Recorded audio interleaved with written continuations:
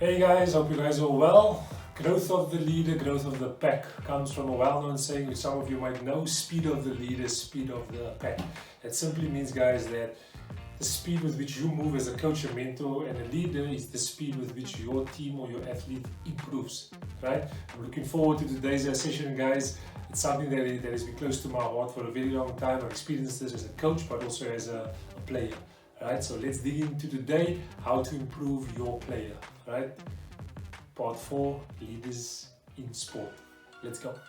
Welcome back, guys. So let's maybe jump straight into it with a story. Right, so I've worked in the professional space as a coach, but also as a player.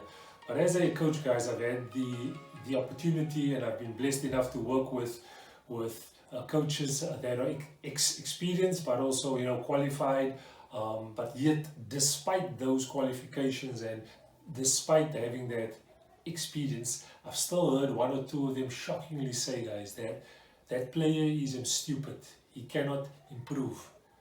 I've tried everything with him and he just doesn't have it to improve. And I've always asked the question to myself, but is it not our job as a coach to improve that player? And are we not all unique in how we learn and absorb information? So when you label a player stupid, you're actually casting a light on yourself and your ability to improve them, yes? Because if it's your job to improve your player or your athlete and you cannot find a way to improve him, maybe because you're not listening and observing to what they need and to how they learn and how they absorb information. Maybe they are a creative as opposed to a analytical thinker. Yes, have you ever considered that? So, side note, please stop using that word "I'm stupid" if you're a coach or if you're a mentor or if you are a leader.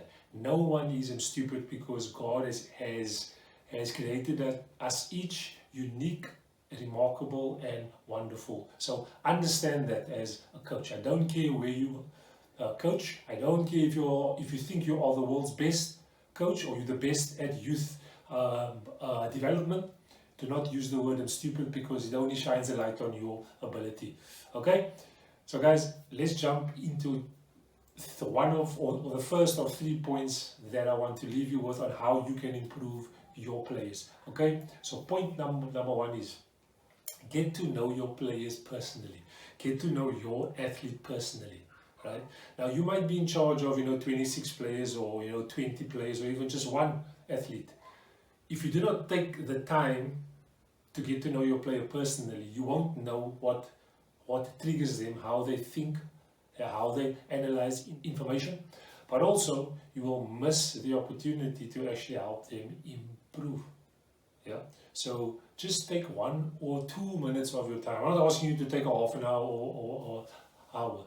It just takes you pausing, stopping what you're thinking about on a technical side and just asking a player how you're doing, what's happening at home, how's your schooling, how do you feel. Just get to know your players personally. It will show you a lot more than what you think. So point number 1, guys, get to know your players personally.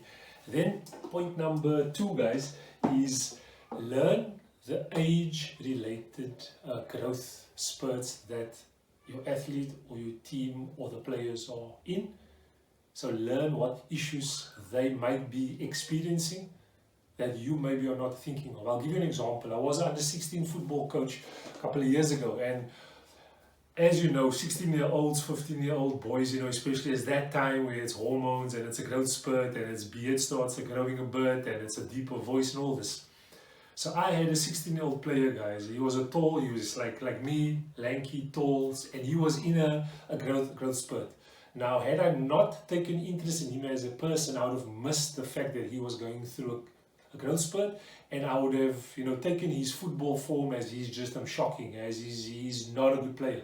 But here's the experience I had with him. 1 week he would be on top form, he would be flying, he would be playing well, and the week after he would fall over his feet. He would have no power, no energy, and people that watched like fans do, like some parents do, like sometimes a coach does.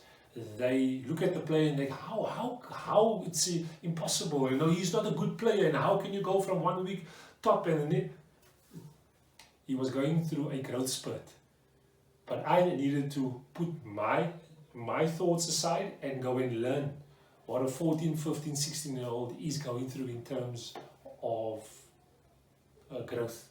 And you should do the same, irrespective of how old your athlete or your players are. You need to go and find out what are the age-related issues that they are going through, mentally, emotionally, biologically, for you to understand what they are going through, so you can know how to address them, so you can know how to speak to them, so you can know how to coach them. Yeah, so that's point number 2. Then point number 3, guys, lastly, get to know the age-related development in their sport that they need. So if you're in charge of an under 12 team, right, and you're in charge of a football team, do not go and learn what should be done with the 18-year-old footballer. Go and learn what the 12-year-old needs for his football and focus on that. I see far too many coaches, wannabe Klopps and Peps and Jose's and all of this, but they miss the fact that they are coaching an under 12 team or an under 14 team or an under 18 team. Yeah, you are not Jose, you're not Pep, you're not the Klopp.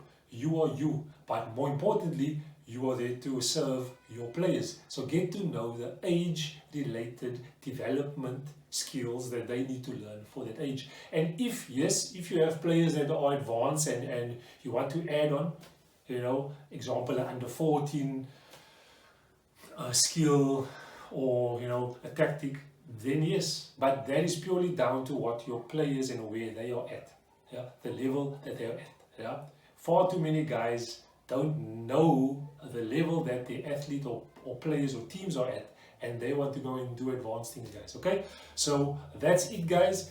3 simple points how you can improve your players. I'm not speaking of science, I'm not speaking data, stats and all this. I'm just speaking simple things that comes from you being a spirit being, a person, someone that listens and observes the people that you are working with, because they are the ones that show you mostly where you can help them, and that makes you a greater coach or a leader or a mentor. That's it, guys. Bless you. Like, comment and subscribe. And as always, if you want to help others be the best version of themselves, you go and be the best version of yourself. Okay? Bless you, guys.